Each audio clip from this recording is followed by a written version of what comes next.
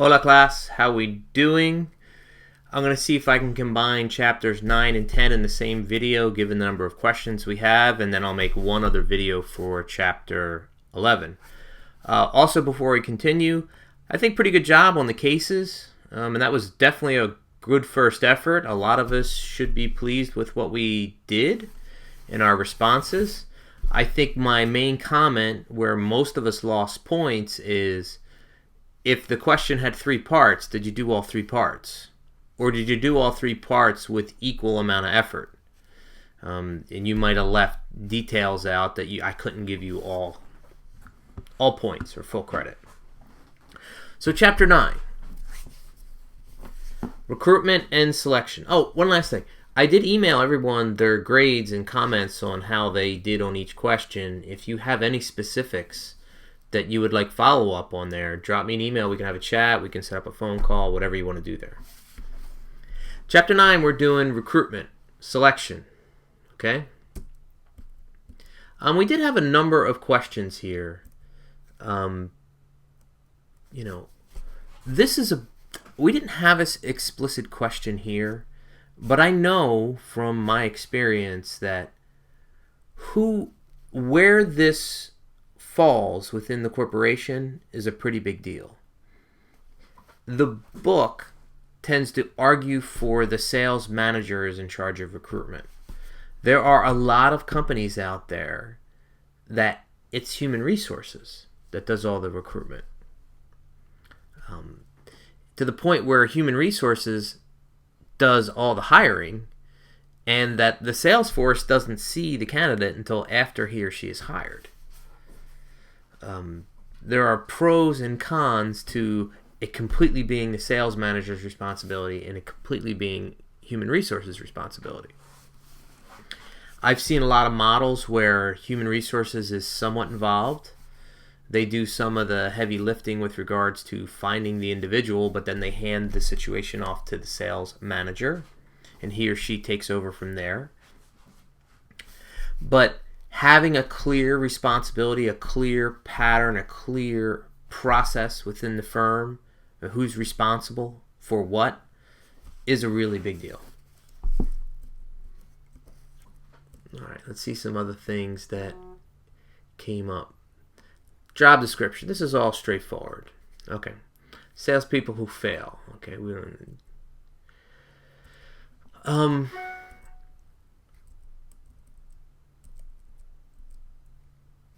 When we're recruiting applicants, we can talk about internal versus external.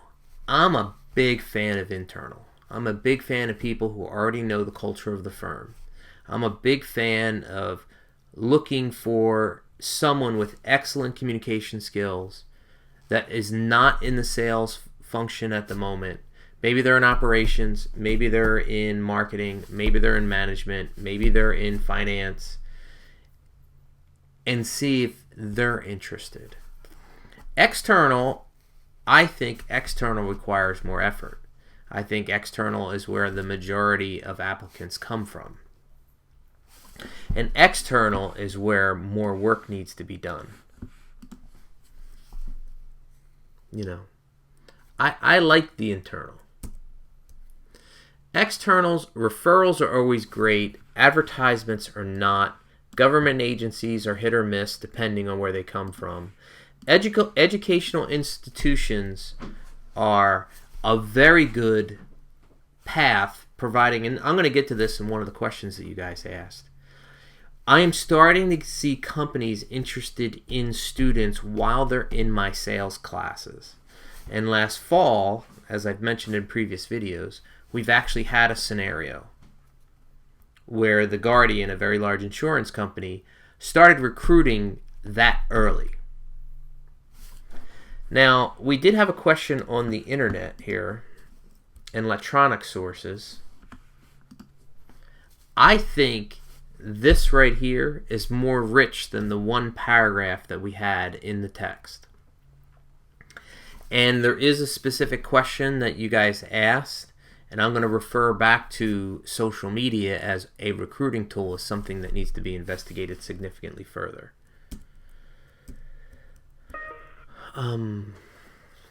In personal interviews, I'm a bigger fan of unstructured versus structured. The predetermined questions, yes, okay, maybe there's one or two of these, but I like to see where the interview is going to go. I like to put the pressure on the candidate for them to come up with an interesting conversation. Unstructured requires better skills from the candidate.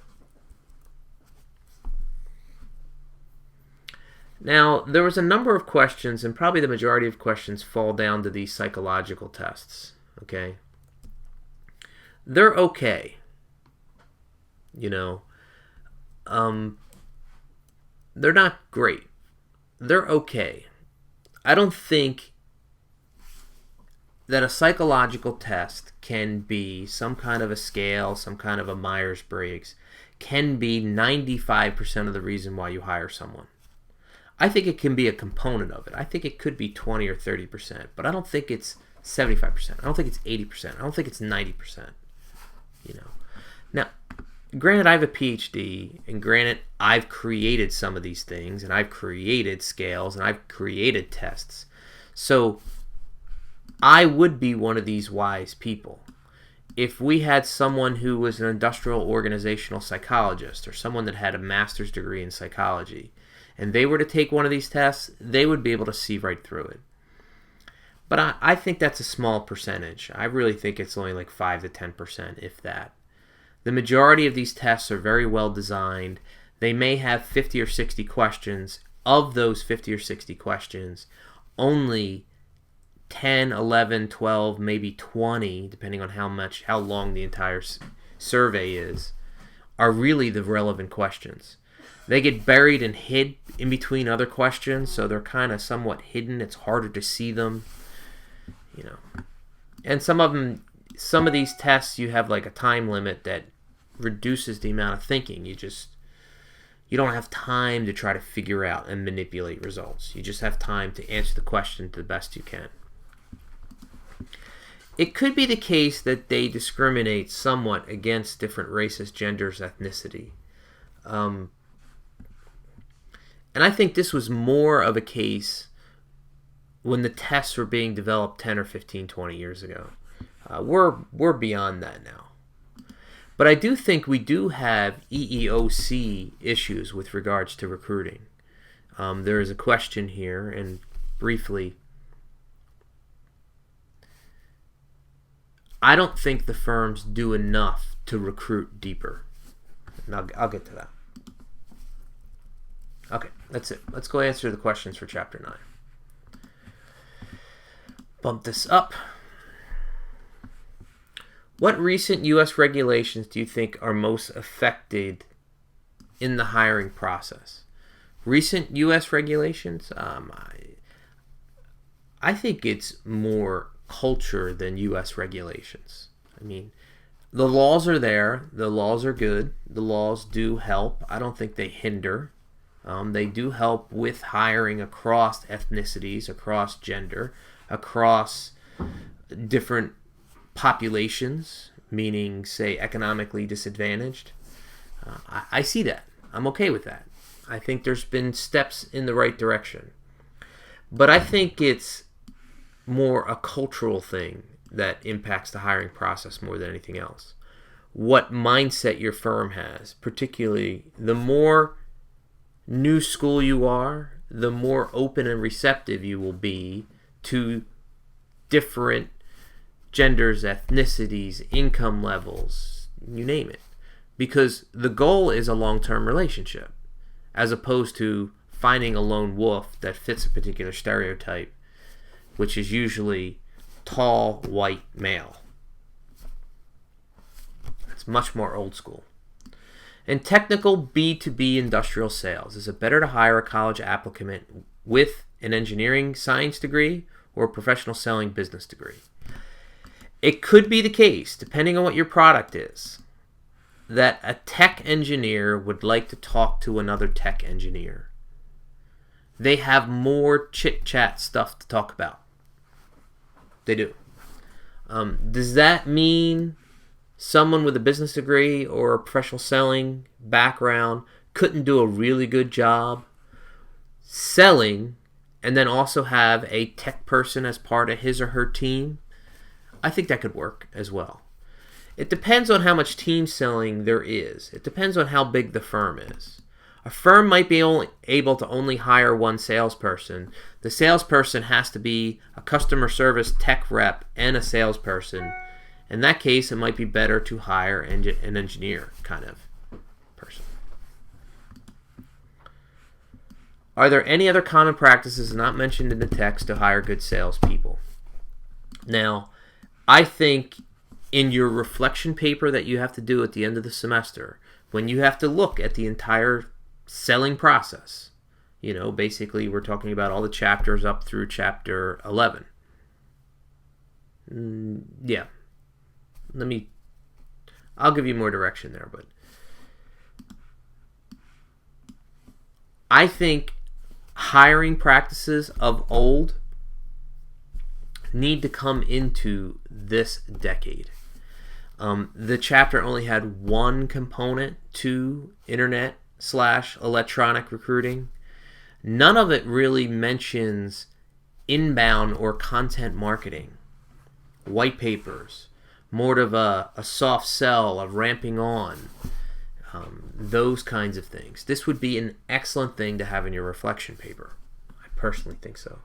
And I believe some of the articles that I have there that you can select talk to this point specifically with regards to recruiting using electronic means in much more detail than what's in the text. However, in the retail space, is it necessary or worthwhile to recruit high potential talent? In the retail space, well, it's a function of what your retail firm is. I'm telling you right now that Apple pays somewhere between 30 and 40% higher than most retail workers because they need a certain type of individual and they need consistency. I just had an encounter where we're going to a wedding on Friday. Their bridal registry was with Tiffany, so I was working with a Tiffany salesperson. Okay, not just anyone can represent Tiffany. Not just anyone can be a Tiffany salesperson. It just so happened that this individual was very, very, very good. Well, guess what? Tiffany needs someone who's very, very, very good to represent the Tiffany brand. Apple needs someone that good. Does the Gap need someone that good? Or maybe Old Navy needs someone that good? I don't know. But if you go into a Louis Vuitton store and that salesperson can't talk to the clientele that's coming through the front door, you have a problem. As the book mentioned, a test-wise person can fudge results and give the answers that management may want. So how do you figure out this problem? First of all, the test isn't 90% of the reason why you hire someone or not. It's 20%. It's a component. The personal interview should be a much higher percentage than some kind of a personality exam. Second, you make sure you're not using one that was designed 15 years ago, because the ones that have been designed the last 3 to 5 years are significantly more rigorous. A lot of the times, the questions are not only in random order, sometimes they come up on the screen one at a time, and to the point where someone can't think back where the other questions were and try to lead the questions going forward.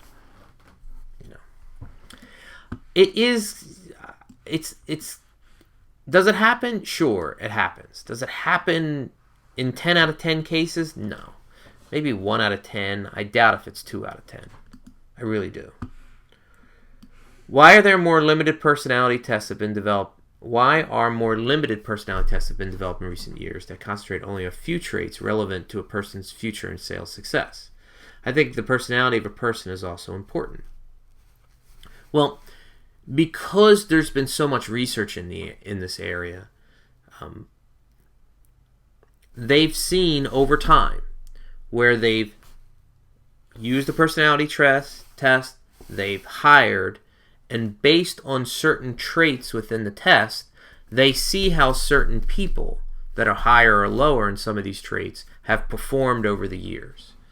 To use a perfect example, with my class in the fall, this example that I keep referring back to. Although there were 5 dimensions on the personality test, one of the dimensions was significantly more important than any of the other ones. And I could summarize it down to grit, overcoming obstacles. If someone was extremely high in this one trait, the company knows that their best salespeople over the last 10 years have all been very high in this one particular trait. So they tend to not only do the personality test, but they tend to narrow down on this one particular trait, which is, for the lack of a better term, grit, overcoming obstacles. If someone can always figure out a way out of a problem, they want that person. Why are aptitude, skills, psych personalities so popular for recruiting sales positions? Well, I think they're so popular because it seems like an easy solution. It seems like a diet pill. It's not easy to find people. And many people put all their faith in a personality test, so the personality test can be the screener as opposed to the firm doing the hard work, the interviewing, the scheduling, the training, all of that. They want a simpler solution. And these people put too much faith in the personality test. Do you feel it's an accurate description? It's not 100% accurate. I think it can be a valuable component. I think it could be 20 or 25% of the reason why. But it's not 90%. Yes, recruiters often face EEO issues. The best way to overcome these is to recruit longer term.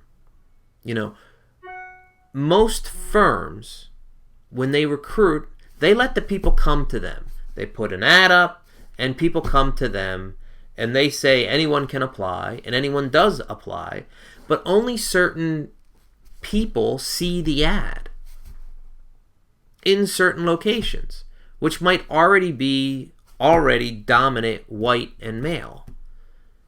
They're not looking into other populations. A perfect example, and I said I was going to come back to this, is I've had salespeople come into my class at the beginning of the semester and look at the students for who they are. Not after to see who wants to become a salesperson, but I'll say, look at these 5 people.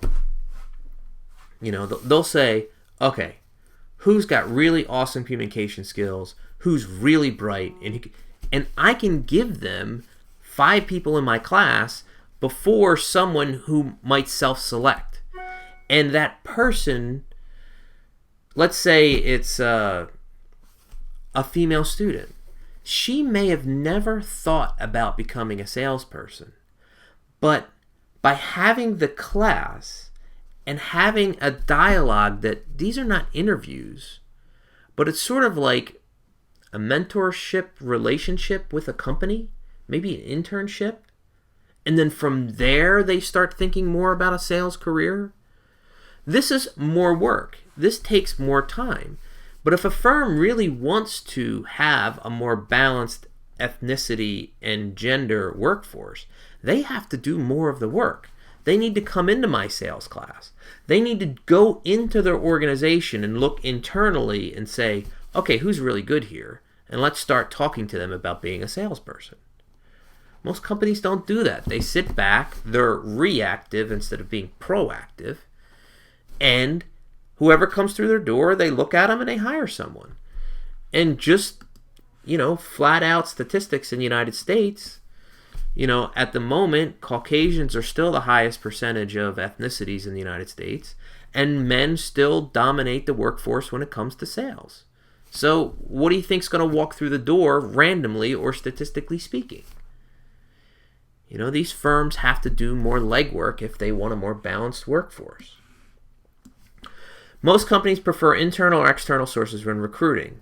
I think most firms go external because they're using either a recruiting firm or they're using referrals or they use an ad because that's easier.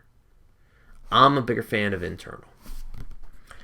Have there been any negatives to an increase in social media as a recruiting tool?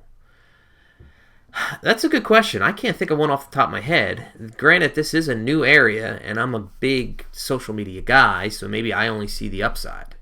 Perhaps this is something that'd be great for your reflection paper. Are there now more unqualified people to sift through?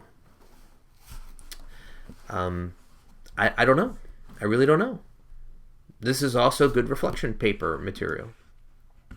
If personal interviews offer the lowest predictive potential, I think statistically they've been lowest in the past because people don't know how to interview. I mean, the sales managers don't do a good job of interviewing people. I've seen those studies. Is it more due to structured or unstructured interviews? I don't think it's either, whether it's structured or unstructured. I think it's more bias, where a salesperson gets biased in favor or against a particular person very early in the interview, and it's usually, many cases, it's just the sales manager's opinion, and he or she makes a decision, and then that's it. Strong interviewing is multiple interviews by multiple people and by committee, where one individual's bias doesn't outweigh anything. And I am a bigger fan of unstructured. No, I don't think it's unstructured would lead to wrong hires. I really don't. All right, you know what I'm going to do is I'm going to do separate. Let me just go into 10. Let me see where I'm at. Hold on, let me hit pause. Just pause. Because there's only a couple questions in 10, I'm going to do 10 here too. So chapter 10, we're talking about sales training. Okay. Love this vignette. Many of you picked this up in the beginning of the chapter. Military training, the communication, the standardization of communication, and the practicing of communication is a big advantage to people that were in the military. Them having to solve real problems, major problems, is another upside. The competition, every soldier is accountable for something, and they are focused on goals. This goal-directed learning process. These are all upside to military hiring. It doesn't make a difference whether they were in sales or not.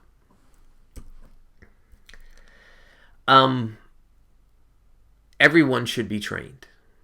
The newbies, extensively, and every salesperson should have multiple different types of training throughout the year. Okay? And I don't think it needs to be just one type of thing. I'm a fan of all of these. Never one in isolation. Especially now because I'm a technology guy. And the web-based ones are actually becoming significantly better. Both in quality and in content. Training helps with motivation. Training helps with education. Training helps with making sure a salesperson who's out on their own, that he or she doesn't go deviate too far from the corporate culture and the corporate norms when it comes to selling. They do lower turnover. Training helps with turnover. It really does.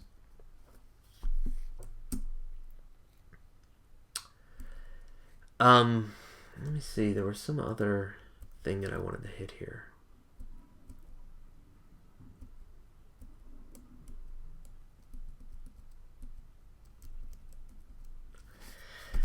The majority of sales training, unfortunately, is just new product or just what's happening in the marketplace. Most companies spend the majority of their time here. This is the majority of training. This happens sometimes. This rarely happens. This rarely happens maybe only if HR gets involved. Every so often there's a technology thing, some specialized topics. If you want to say what's the Achilles heel of training, though, is that they focus just too much on product. We have a new product, that means we have to have training. We have a new product, we have a new line coming out, let's bring all the salespeople, training. If you want to know why it doesn't last, is because it's only about product. And certain salespeople only sell certain products, given their customer environment. See if there's anything else here.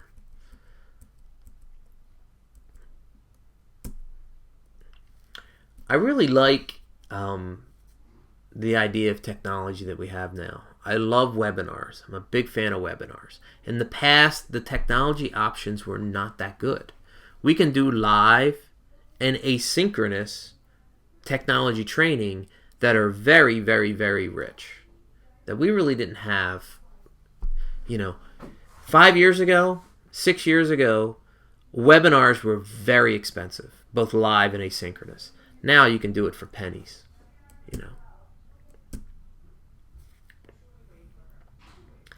I don't think there's anything else here that I needed to really hit. Okay, let's go answer some questions. If 60 to 90% of all skills learned during a training event are lost within 30 days, then is the 10 to 40% really worth the training investment? Well, let's look at this two ways.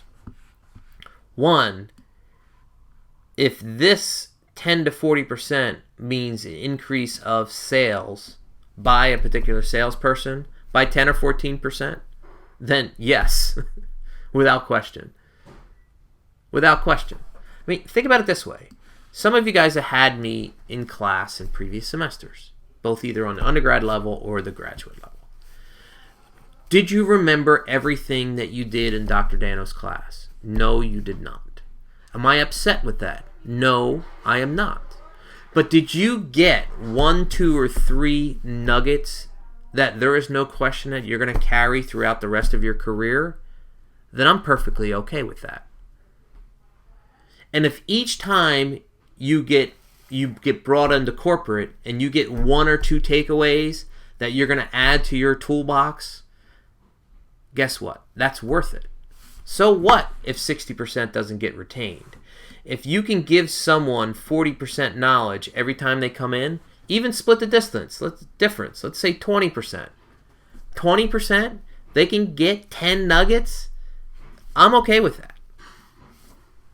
I'm okay with it. Now, let's look at this, though, because these statistics do look a little shocking. Mainly, the problem with training is many times training is a one-off. Salespeople come in, sales trainer, they do a little thing. There's no follow-up a month later, 3 months later, 6 months later. Of course it's lost. Even though you're taking the sales management class, you may or may not be interested in sales management. If you don't keep investigating the sales management topic, 6 months from now, are you going to remember all the nuggets from Chapter 7? No. Firms that do not do training well do not do any follow-up. So if you're going to spend the time and money to bring everybody in, 1 month later, you should have a reinforcement electronically through a webinar. And then more will be retained and more will be learned. The internet is becoming a great tool to cut down travel costs. Agreed. However, our seasoned sales staff do not find the value sitting behind a screen doing training. Is this an age thing, or is there a better software internet training versus webinar? Well, some of it is what's the production value? Some of it is does the salesperson have their skin in the game with regards to training? If they don't do it well, and there's a follow-up and they can't pass a sniff test on whether they did it well, do they get to keep their job? Do they get to keep their bonus? If they were trained on product B and they go 6 months and never even put a purchase order for product B, then there's an issue there. I don't know if it's an age thing, but I know it's a sales management problem that if they're not following up, they have to do that. Chaley's research. How do we take military training and operationalize it for civilian hires? Just hire them. The military training, as per the slide that I just went through 5 minutes ago, is very, very good. Use it to your advantage. Bring these people in for leadership positions because they have a skill set that most other people do not. Use them, find them, hire them. They're great. Which of the following objectives of sales training do you find the most difficult? Increase productivity, morale, turnover. Turnover, to me, is one of the most important. The most common, though, is actually productivity and morale. You see quicker short-term boosts on morale and productivity. The thing is usually it's not sustained. Usually what happens is you have a big sales meeting, you have a big training session, and you get a 3 to 4 to 6 week bump, but then there's a trail because there's no follow-up, there's no reinforcement. Longer term, you'll see something like lower turnover. Longer term, you'll see something like improved customer relationships. Firms always try to work on time and territory management, and the results are sketchy here at best. Do you feel that what should be the primary focus of sales training? It depends on the firm, it depends on the scenario, it depends on the salesperson. There's too many variables here. A newbie might need more of something versus someone who's already been selling for 5 years. A seasoned salesperson that might be technologically out of the loop might need something more versus someone who just got hired but is very technically savvy. It's more of a focus on the situation. Maybe you just merged with another company and all the training is product knowledge because there's all these new products that they've never sold before. It depends. Are there any companies today that have salespeople report to the office every day? Yes, and they tend to be internal salespeople. Retail salespeople, you could say, certainly report to the office every day. And we may think that a retail salesperson doesn't make a whole lot of money, but the Nordstrom salespeople, they make 6 figures plus, and they probably could make 6 figures in commission alone, depending on what department they're in. The Tiffany salespeople, yes, these are high-end paying jobs. This is not what you think it may or may not be. But then we also have, LL Bean has a call center where, gosh, LL Bean, I'm going to make the number up, 50 to 60 to 70% of all their revenues come in through digital or through the phone. Back in the day, 100% of Dell's revenue came in through a 1-800 number. So yeah, those salespeople came into the office every day. It depends on the firm. But in most cases, the salesperson has to go find orders. They have to be in the field and they have to call on companies. It's not efficient for them to come into the office every day. Do some companies forego training and instead follow the first month of a salesperson to be learning on the job? Yeah, these are firms that don't have any money for training. Although I'm not opposed to learning on the job, I don't think learning on the job should be, it and only it. You can't follow a salesperson around for a couple weeks and then that be all you get. That's not sufficient. That's not training your sales force strong enough. That's not training your sales force for the long term. Very good. I'm going to stop here and I'm going to make chapter 11 a separate video, okay? Thanks.